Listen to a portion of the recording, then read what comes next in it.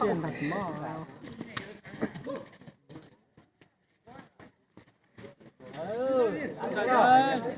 Làm đi.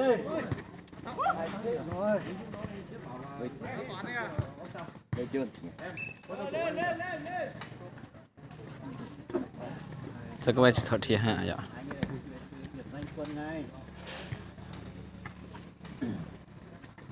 Di chuyển đây, ở dưới di chuyển đây. Thanh kia, thanh kia.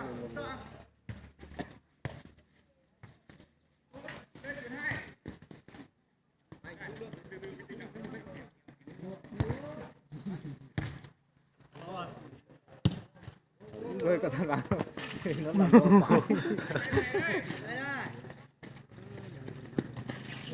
Buồn vậy đó.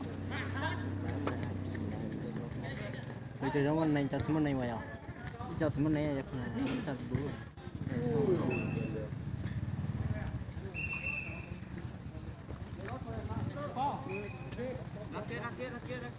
Go.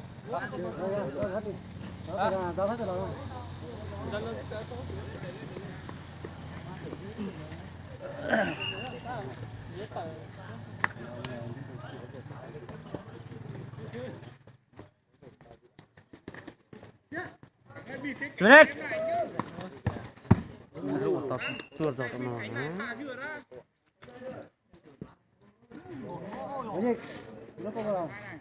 Vào cùng em chưa? Bò đấy.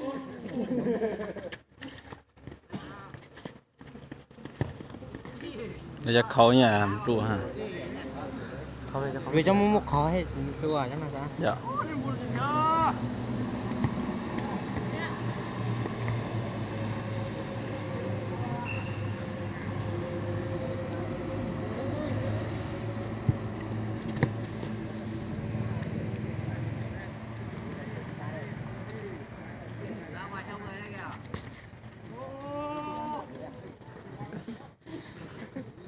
Cắn lại anh Toán ơi, bước nhỏ cắn lại, bước dài bước nhỏ lại mới bước được. Bao nhiêu anh tính? Bao nhiêu? Hả? Tôi biết đâu. Vừa vào đây mà. Anh xem tiền. Đó anh vừa xem mà. Vừa vào đây vừa xem Hiền này là chân 2 à? Chân 2 rồi. Đội 2 à? Con đấy phải con đấy phải đạp cho một phát nữa rồi mới ra được. Đấy, vào đây, vào giữa đây, chân phải. Đều ngang thế. Theo sau này đấy.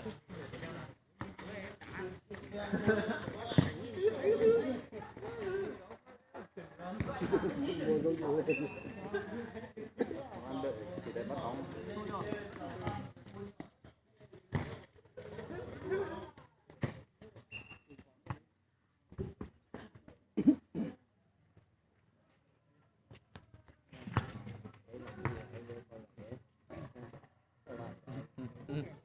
Người Thái này là sao?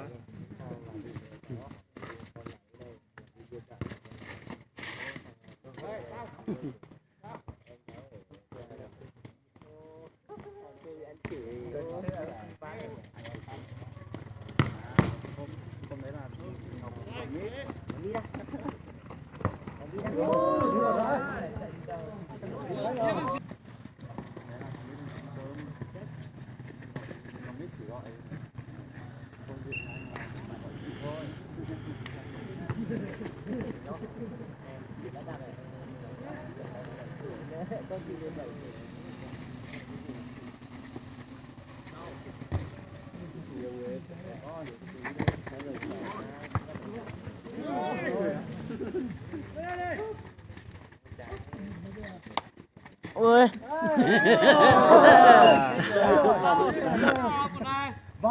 Tao chúa đó hò.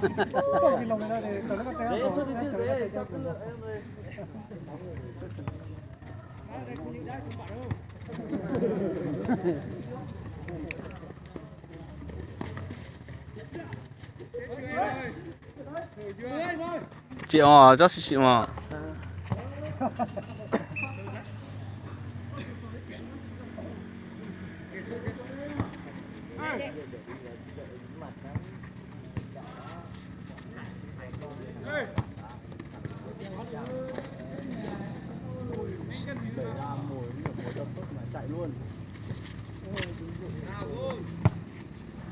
Chưa đến tờ mày không?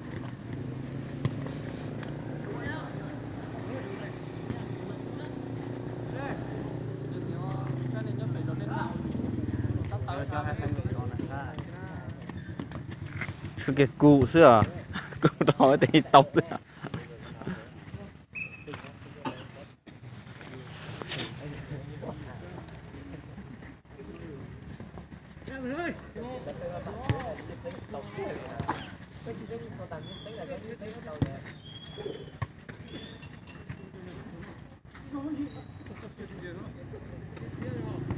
nó chưa có một chừng rồi đó Ngày nhá tao cũng đã chưa mới chuyện sao nó chỉ để tao đây. bóng này nè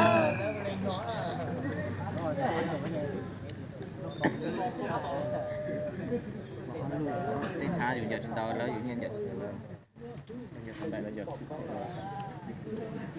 Rồi mấy quả đó.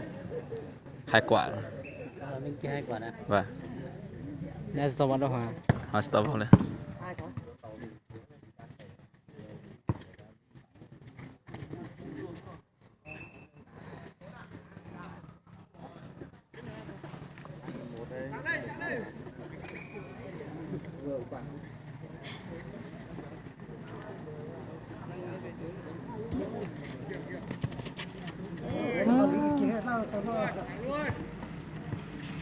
sáng giờ bị nó sắc hiệp bên rút ra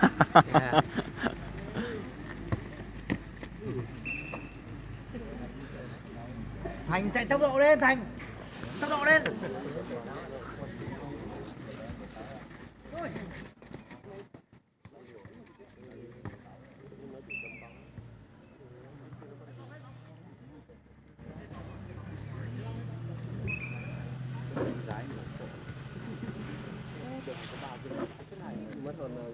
Cái này phải nó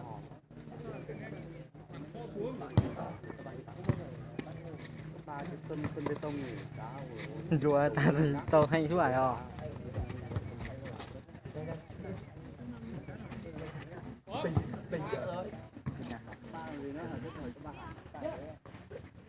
giảm chắc đó. Đấy.